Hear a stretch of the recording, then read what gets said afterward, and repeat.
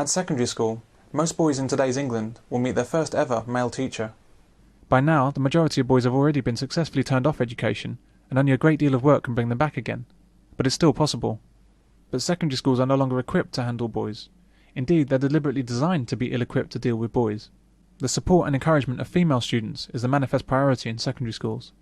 Boys are clearly and deliberately sidelined in all aspects of the curriculum, under the presumption that girls are the ones who need more help and encouragement. What you had back in the 70s was that they decided, the Quality Curriculum Authority, and it's in their book, that boys could do better. They published that in '98. And they concluded in it that a lot of work was done in the 70s to improve girls in the sciences and maths because they were behind boys. And they also acknowledged at that time that boys were behind girls in English, literature and languages, but they chose to do nothing about that. So we had 10, 20, 30 years of progressive work aimed at girls in education to improve their education, and the boys were just left out in the cold. And then of course you then had that awful headline banner in the Independent about 3 years ago, where it's official, girls are better than boys. Now, I don't know what a young boy feels when he reads that, but I think that's quite damning. Boys need several things in order to focus on study. Chief amongst these are physical exercise and lots of it, teachers they can respect and identify with, exciting learning material, and a strong element of competition. These male traits and educational requirements are well understood elements to boys' education that any private school in the UK adheres to. That's why academic achievement in Britain is highest in boys-only private schools. That's why Labour MP Diane Abbott, for example, whom we heard from earlier, risked her job to send her son to a boys-only private school. She's in a position to be fully aware of the deliberate educational harm that would be done to her boy in a standard UK school. Boys are energetic and awkward and like to break the rules. They require more effort from teachers and are more of a challenge to teach than girls, but the results are generally much more impressive. Boys excel at maths, computing and the sciences in particular, but the very best students at all subjects tend to be male. The bottom line is that boys are more able than girls academically at the top end of ability. They are also less able than girls at the lower end of ability. Males almost exclusively make up the brightest and also the stupidest people on the planet. In the middle of ability exist women and the remaining men. But when the president of Harvard University dared to suggest that boys may be better at some things than girls, he was vilified for it. Harvard President Larry Summers floated the idea that when it comes to math and science, there may be an innate difference between men and women. 1 week and 3 apologies later, the debate over Lawrence Summers' remarks hasn't died down. In a letter to Harvard students and faculty, he apologized 3 times, saying he was wrong. In contrast, a British MP was free to claim that girls are simply smarter than boys.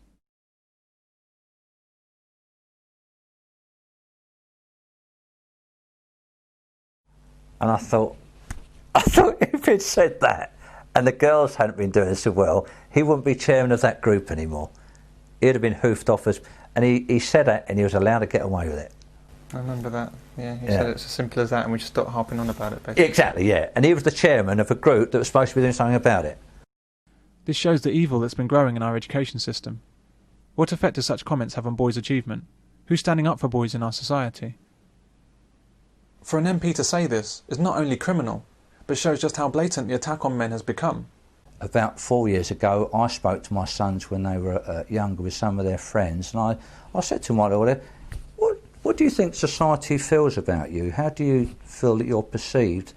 And without checking with each other, they said, well, we're rubbish, aren't we? They were probably sort of 18 to 20, something like that. In our society, it's only permissible to speak of ways in which women may be superior to men. The other way round is considered sexism, and possibly a hate crime. That's why we have several myths about women's better communication skills and multitasking. So we change the exam system so that girls come out on top at results time, and then we say that girls are smarter than boys. But girls are obviously not more capable than boys, and you only need to look around you to see this. How many females do you think were involved in creating Google? How many women do you imagine were involved in launching the first satellite? But it's not just great things, it's everything. How many girls were involved in creating even the shoes you're wearing or the screen you're watching? Let's look again at the near hysterical reactions of women to the suggestion of genetic differences where men may be more gifted than women.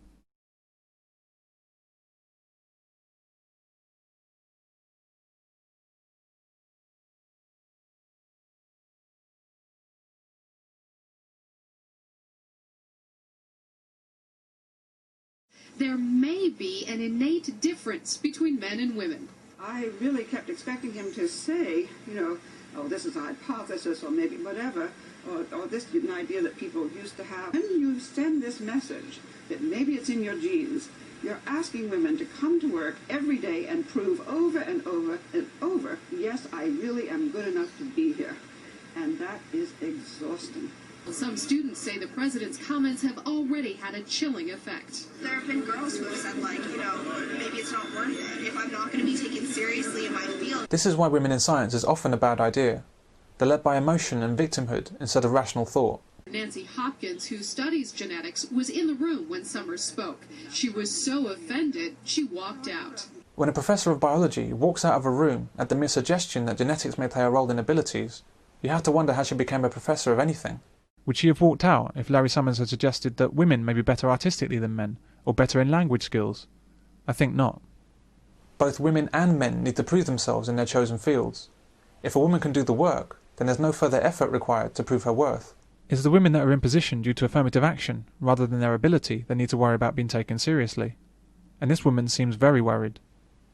But Summers says he was only raising a hypothesis. In a letter to Harvard students and faculty, Summers wrote, "I did not say and I do not believe that girls are intellectually less able than boys." And he apologized 3 times, saying he was wrong. He wasn't wrong, he just ran up against feminism and got hit hard. There are obvious intellectual differences between men and women, just as there are obvious physical differences between men and women. To deny them is foolish.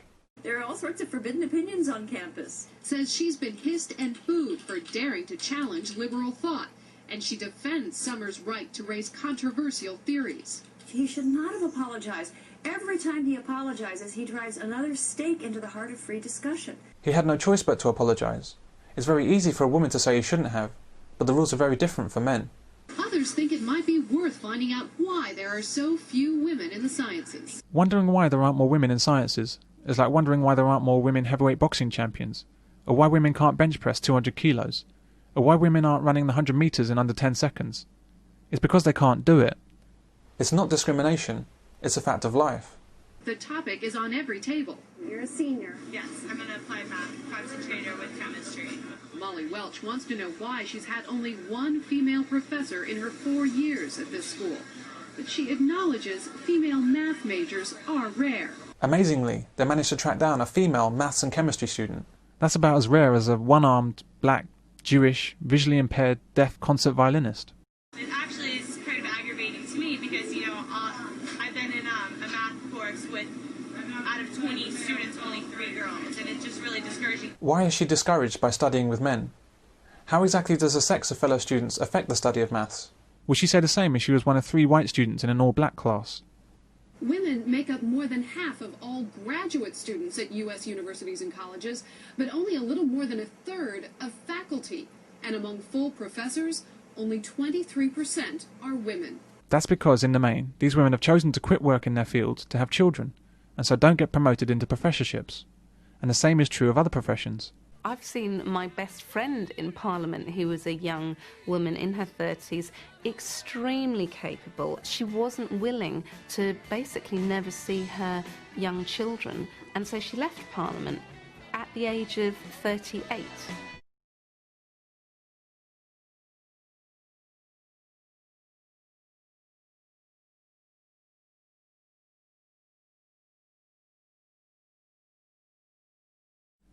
And this website has this as its rallying cry.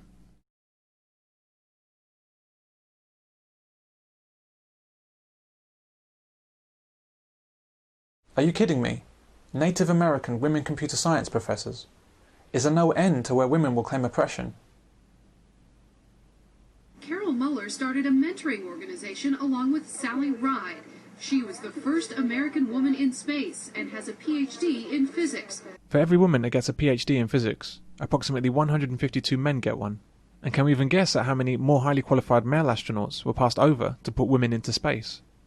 The two wanted to encourage young women interested in science and engineering. Muller blames the lack of social support and stereotypes as the main barriers holding women back.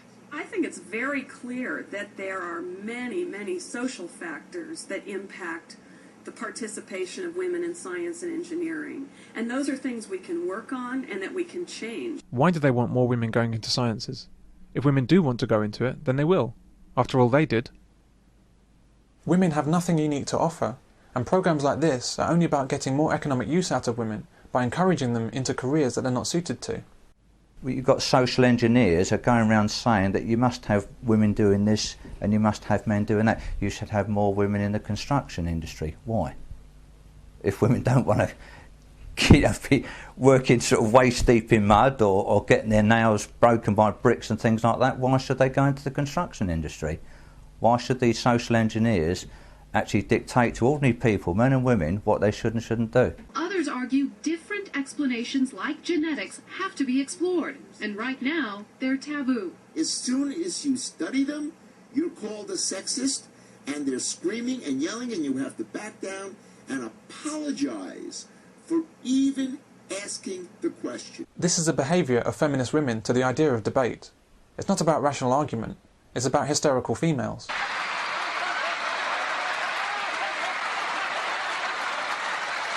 It's the most common tactic employed by women to suppress any discussion that doesn't favour the idea of female superiority.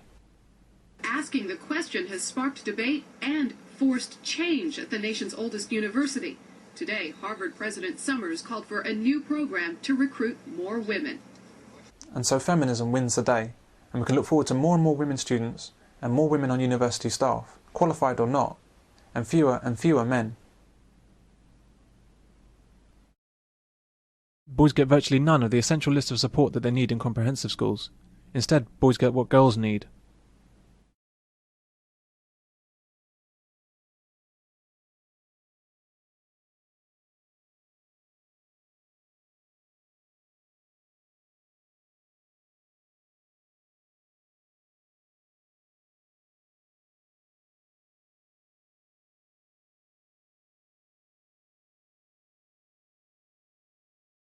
PE and sports activities in schools have reduced from 6 hours per week in 1960 to 1 hour per week in 2007. More of their sporting activity is about taking part instead of winning. Boys often have to play football and basketball with girls and are chastised for being too competitive or aggressive. Our last coach said it isn't about the number on the scoreboard, it's about the number of friends we make. Okay, girls. Exam-based study has been largely replaced with coursework. Boys thrive on exams and outstrip girls easily because they handle pressure better than girls. Boys don't do the plodding, day-in, day-out type activities in coursework as well as girls do. Boys are regularly chastised, held in detention, suspended and expelled from schools for misbehaviour in classrooms. Boys are being punished for not being more like girls by sitting quietly and doing endless work that seems pointless. This semester, we will explore the great books of literature in the 20th century. You will write reports on these books from the 20th century. I mean, the girls will do it as a part of the course, but the boys actually will sort of, turn off from a very early stage and say, well, actually, this isn't relevant to me, I'm not even going to bother even trying. Even though there are more male teachers in secondary schools than in primary schools, the ratio is still 3 women to 1 man. The boys' science teachers and computing teachers are mainly female. Unlike men that teach computing, for example, these women are not into computers. They won't ever have built their own PC in their bedroom when they were teenagers or anything like that.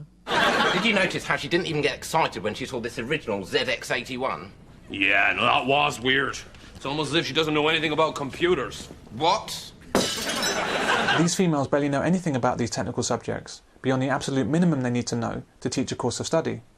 This means that the inquiring minds of boys who ask questions outside of the narrow syllabus are stifled by ignorant women, and their respect for the teachers is diminished. Boys respect knowledge and ability. Basically, they respect people who are better than them at something. Girls just tend to do as they're told and follow the rules. This is why, for example, government wants more women in powerful jobs. Not for their brilliance, but for their controllability. If you're looking at a capitalist society, you want fodder, which are the people who are going to do the work. As long as you employ women, you have a very malleable force. And in fact, if you look at what's happening, I mean, as the women pour into the various jobs, including the legal profession, there are more women doctors, there's more women lawyers, so on and so forth. What happens is that you get a very unbalanced society, but a very obedient society. Men are mavericks, men are a nuisance. Men unionise, women don't. Government wants a 3-tier society, where most men are held back from reaching their academic potential, so that they're restricted in their advancement at work. In this way, women who have sailed through the education system with artificially high grades are promoted into management, whilst men are relegated to skilled worker status. With women in management, men's voices are neutralised, and government is much freer to exploit the workforce. Boys also respect men who are bigger and stronger than them. Even at this simple biological level of need, boys are again denied. Instead, most of their teachers are 5'0" females, with loud shrill voices, raised to try and control boys who are a foot taller than them. Female teachers often don't like boys, don't understand them, and can't control them. They see boys as trouble, and just seek to contain them for the day, rather than take a real interest in their education. Boys need action and excitement in their learning in a way that girls don't. They need adventure books by Alistair MacLean, not books about relationships. Yet in English classes up and down England, you will not find reading materials other than that which will appeal to girls. In my own A-level English class, I had to study The Handmaid's Tale by Margaret Atwood, a book more heavily saturated with feminist diatribe you'd be hard-pressed to find.